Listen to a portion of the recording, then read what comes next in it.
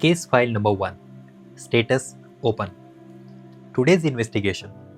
Why techniques don't create top closers. Let me ask you something. आपने कभी notice किया है कुछ सेल्स पीपल हर नए सेल्स ट्रेनिंग के बाद बहुत ज़्यादा एक्साइटेड हो जाते हैं। नई नोटबुक, नए स्क्रिप्ट्स, नई टेक्निक्स, और उन्हें जेन्युइनली लगता है बस अब तो गेम चेंज होने वाला है।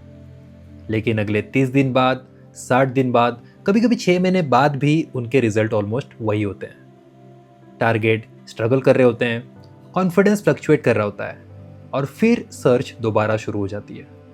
शायद मुझे और ट्रेनिंग चाहिए। I want you to think about it. अगर नॉलेज ही सक्सेस क्रिएट करती तो जिस सेल्स पर्सन ने 50 बुक पढ़ी है वो हमेशा उस सेल्स पर्सन से बेटर परफॉर्म करता जिसने सिर्फ 5 पढ़ी है।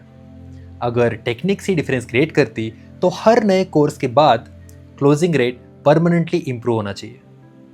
लेकिन रियल वर्ल्ड कुछ और स्टोरी बताता है। और अगर सच बताऊं तो ये सिर्फ सेल्स की प्रॉब्लम नहीं है।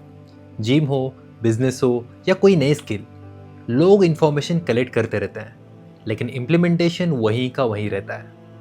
हर नई इंफॉर्मेशन कुछ देर के लिए एक्साइटमेंट ज़रूर देती है, लेकिन एक्साइटमेंट और इम्प्रूवमेंट दोनों एक चीज़ नहीं होते। Write this down. More information doesn't automatically create better performance. Sometimes it simply create the illusion of progress. I am saying it once again.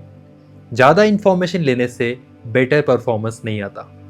Sometimes it simply creates the illusion of progress. सालों तक मैं भी इसी illusion में था। मुझे लगता था हर नई टेक्निक मुझे नेक्स्ट लेवल पर लेके जाएगी, इसलिए जहां भी कोई नया फ्रेमवर्क दिखता मैं सीख लेता। कोई नया ऑब्जेक्शन हैंडलिंग मॉडल मिलता मैं उसे नोट कर लेता। कोई नई क्लोजिंग लाइन या साइकोलॉजिकल ट्रिक मिलती तो वो भी मेरी नोटबुक का हिस्सा बन जाती। और अगर सच बताऊं तो उस वक्त मुझे ये प्रॉब्लम लगती भी नहीं थी, बिकॉज लर्निंग फील्स प्रोडक्टिव। लेकिन धीरे धीरे एक स्ट्रेंज पैटर्न सामने आया। हर नए ट्रेनर के बाद मेरा अप्रोच बदल जाता। First week relationship selling, next week hard closing, फिर कंसल्टेटिव सेलिंग, उसके बाद चैलेंजर फ्रेमवर्क। तो हर बार मुझे लगता था अब फाइनली मैंने सही स्क्रिप्ट ढूंढ लिया। लेकिन कुछ हफ्तों के बाद मैं फिर किसी न किसी नए सिस्टम की तलाश में होता था। एक दिन मैंने खुद से एक सिंपल सा सवाल पूछा, प्रॉब्लम टेक्निक में है या मेरे लर्निंग प्रोसेस में? उस वक्त मुझे आंसर नहीं मिला, लेकिन अपनी इन्वेस्टिगेशन यहीं से शुरू होती है। फिर मैंने एक और चीज़ नोटिस करना शुरू किया। कुछ सेल्स पीपल बहुत कम टेक्निक जानते थे, फिर भी बायर्स उन पर जल्दी ट्रस्ट कर लेते थे। और कुछ लोगों के पास हर ऑब्जेक्शन का आंसर था, हर फ्रेमवर्क याद था, हर स्क्रिप्ट रेडी थी, फिर भी वो कंसिस्टेंटली स्ट्रगल कर रहे थे। क्वेश्चन अब बदल चुका था। अब मैं ये नहीं पूछ रहा था कि बेस्ट टेक्निक कौन सी है, मैं पूछ रहा था टॉप क्लोजर्स अलग क्या देखते हैं। इसी इन्वेस्टिगेशन के दौरान मुझे रिसर्चर एंडर्स एरिक्सन का नाम मिला। उन्होंने डिकेड्स तक वर्ल्ड क्लास परफॉर्मर्स को स्टडी किया, एथलीट्स, चेस प्लेयर्स, एक्सपर्ट्स, और उनका कंक्लूजन सरप्राइजिंगली सिंपल था।